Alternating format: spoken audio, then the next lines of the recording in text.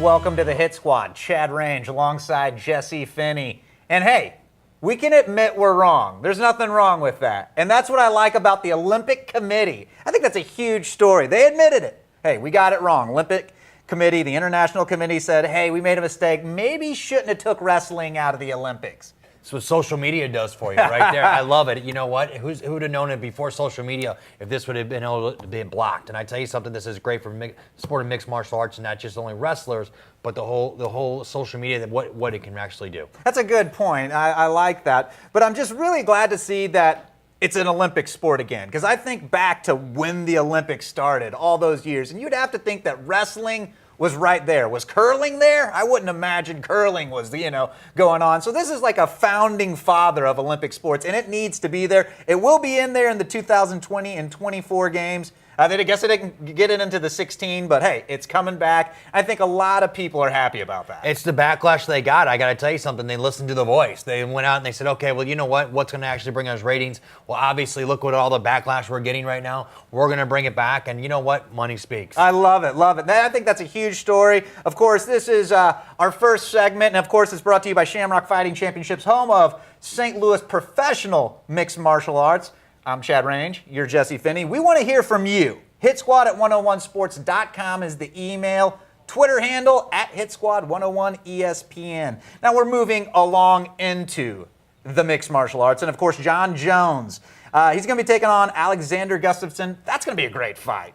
It's an excellent fight. I got to tell you something. I mean, if Gustafsson can stick to his game plan on the outside and try to pick Jon Jones apart, he'll have a problem. But I don't see anybody being able to touch Jon Jones at this point right now.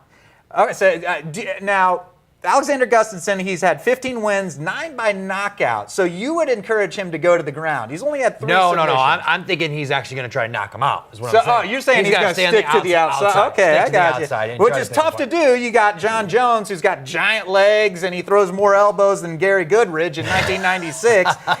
So, I mean, it is, that'll be a fantastic fight. We'll be getting into more of that. But someone else who I think is just completely on the up and up, Glover Teixeira. We've said this for a while. For years. We've been on that bandwagon. The Glover Teixeira is Jon Jones' only competition in the 205, unless Gustafsson goes out and knocks him out. But I tell you something, that can happen to anybody. But Glover Teixeira, man, he's the real deal. Been saying it for years. He would have been in the UFC a long time ago if it wasn't for his visa issues. He had visa issues over in Brazil. He was over in America. He stayed a little too long and then went back to Brazil and finally got back. And I got to tell you something, man, that guy is a real deal. And he made Ryan Bader look bad.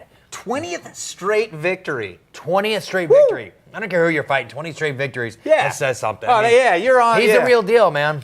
I mean, obviously the big fight, if Jones gets through Gustafsson, put that one on the calendar. That's got to be happening in 2014. Right at the beginning. I think it's going to happen sooner than later. I really do. I think it's going to happen in the first quarter of 2014. Oh, man, and that'll be I cannot wait. Cannot wait for that one, actually. Rashad Evans has verbally agreed to face the Chael Sonnen, the 9th-ranked contender. Co-main event, UFC 167. That's going to happen November 16th. In Vegas. Chael, last week he didn't have anyone to fight. Man, here's something I have a real issue with is I don't like teammates fighting. I don't think that until they have to get there to fight for the world title, there's no need for them two to fight. Okay, now when you go to Chael Sonnen and Rashad Evans, be like me working with you every week, and then we have to fight. If there's something when you have to fight somebody, no matter what, mentally and physically, you have to have yourself ready. And to sit next to somebody on a TV set and then you got to fight them, there's something that draws the line with me. Because you know what? Like I said, I'm always the guy that does not like the teammates fighting. But when you're going to work together side by side, BS. You know what? Give them another segment. Give the other guy another segment. Because I can tell you this, man, no matter what you want to say, you and I walk outside this door, we're going to talk. Right. You and I, and we can, of course, fighting is a business, but not when you're working side by side with somebody every single day. I don't buy it. I think it's a great fight, but I hope that Fox steps up and does something about it. Split them apart. Because you can't sit here and play chum-chum, buddy-buddy. And what's Chael Sonnen do all the time? Chael Sonnen tries to get in your head. Oh, yeah. Okay, and he's going to try to get in his head. And I love the fight. But I hope Fox does the right thing and splits them up somehow, some way. It's a very tight line to walk because you have those guys like I had mentioned when we were on the radio, just doing the radio side of things with the Ultimate Fighter, Chael and John, you're working kind of side by side there. Right, you are. You are, and you're working side by side, but you're not in a TV booth, sitting next to each other, walking outside. You got to have your scripts ready. You know, you got to have everything. You got to work together, and then all of a sudden you're going to go fight. That's not going to work. It'll be interesting. That'll be interesting to see what they're going to do. It is. And I myself, I take the opposite stance. I think they're pro fighters. I mean, I understand the Fox thing and being on TV, and that is rough. But I think, pro fighters that's what you're paid to do. So, no, I agree with that. Yeah, and you might have to fight your friend. You might have to fight someone you hate. I get that. It goes back and forth. I get that, but at the same time, Fox is heavily involved with the UFC, and if they want to do something about this, they can do something about it. Give them different segments. Absolutely. And yeah, put them on the little panel boxes so they're not sitting right next to each other, right? Being them in on satellite. Hey, you know what? That might we're not geniuses with this stuff, but I tell you something, that's an idea because then they're going to build more ratings. I agree. Should be interesting. Now, an interesting story as well. Matthew Riddle says he's done with MMA. Honestly, stay off the dope.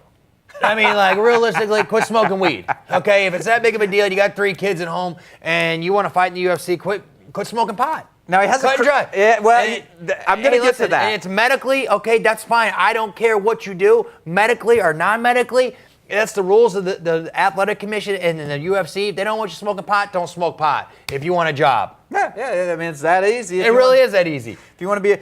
Now, he does have a cracked rib, and I don't know what that plays into his retirement, but he also, it's a money issue. And I went online and researched this. Now, this is interesting stuff. And you said in the last 17 months, now, he would have made $252,000. Before taxes. But like you said, he was smoking the weed, and he got, you lose that money. Well, and exactly. And don't forget to get bonuses on top of that. And there's a lot of sponsorship dollars that you're getting that you don't realize that either. I don't know what your research inclined, but I can tell you this, at the same time, there's money in there that he doesn't even get. Right. Well, that's the thing. With the penalties and everything he went down to 157, but still, that's pretty good. $157,000. That's not too bad money to be making. $157,000. That's not that bad. Okay, that's number one. That's 17 months as well. Right. Yeah. Okay, and then you're gonna go cry that you got to smoke weed. Man, grow up. I mean, realistically, and listen, and I know the pot smokers out there might hate me for saying this, but and at the same time, hey man, medically or non-medically, that's the rules of the organization you're fighting for. Okay, and it's just like saying the testosterone replacement therapy. Okay? If they say you can't do it, you can't do it. If they tell you you can't eat Snickers bars, guess what? You can't eat Snickers bars. Yeah, exactly. They're making the rules, okay? And you got to play by their rules. You got to play by their rules. It's cut and dry. And it's nothing about, what is medically, what is not medically. That is their rules. And if they don't want them to be done, you can't do them. Cut and dry. Now, this is off topic, but I wanted to, since I saved it for this part of the segment because we're talking money. But this weekend, Friday the 13th, Floyd Mayweather taking on Canelo Alvarez. Oh, man. Guaranteed $41 million for that fight. I cannot believe that. Where's that coming from? Oh, pay-per-view? Pay-per-view. All sponsorships? TV. There's a lot of sponsorship. I remember the Knuckle Junkies who sponsor segment 3, they ask us when will the UFC purses match. I don't think they'll ever match that. Probably not in our lifetime. Oh my Lord, 41. And last year he spent maybe not half the year, but sometime in prison and still made $90 million. He'll probably beat that this year. And it's good to see he's fighting more too. Absolutely. I do like that. And you know what? That's what I was just going to say to you. That's what I'm encouraged by boxing. I agree. I'm very encouraged. Because it's only getting better, man, that they're going out and they're fighting more so we can relate with them more. Exactly. I said this to a guy today working out in the gym, huge boxing fan, and I said, I hope Mayweather loses, okay? I can't stand the guy. I hope he loses. But what it would also do for a lot of the boxing fans out there, and I'm a boxing fan, so I want him to lose for 2 reasons. One, because I can't stand him, okay? Yeah. Number 2, it'd build a great buzz and possibly bring boxing back. Because then everyone's like, oh, because if Mayweather wins, he wins. He wins. He's used to winning, right? Oh, absolutely. Okay, then they come on and say, Floyd Mayweather gets knocked out. What? What?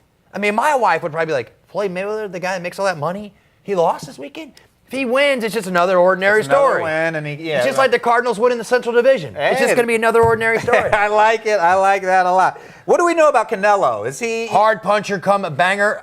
He's got a chance. He's undefeated. He's undefeated. So, 2 men in or 1 man leaves with Absolutely. a loss. So well, hopefully there's no draws. Exactly. No contest, that's right. There could be a draw. At the Absolutely. same time, I think that ideally, I agree with you, that Floyd Mayweather gets knocked out, and Canelo can do it, man. He can crack. He's not no one's as good of a boxer as Floyd Mayweather. But as far as Canelo being on his punching power, got to catch Floyd. And we may be going a little long here, but Canelo, if he does do that, think about throwing him to the front of boxing. He's gonna be on the fast lane talking about it. Everybody will. Everybody will be buzzing about it. If Mayweather wins, it's another win. And then it becomes, when does Canelo fight Pacquiao? Right. And it really does. I get you. Ignites boxing again. I see what you're saying. Listen, there. I would love it. I'm a boxing fan. I watch boxing. At the end of the day, I want Mayweather to win or to lose because I can't stand him, number one, and number two, it'd be great for the sport. Of course, hit us up on Twitter or email. We want to hear what you say. And finally, I think it's probably the feel-good story of the year. Anthony Pettis submits Benson Henderson and shares the title belt with his late father. And congratulations, Anthony Pettis. Absolutely. I love it. I love it. Been an Anthony Pettis fan for years. Mm-hmm. I think it's a great story, a feel-good story. But also, Anthony Pettis was the guy that got his knee ripped out when he was going for a title, just missed out. Then ends up taking a fight with Clay Guida.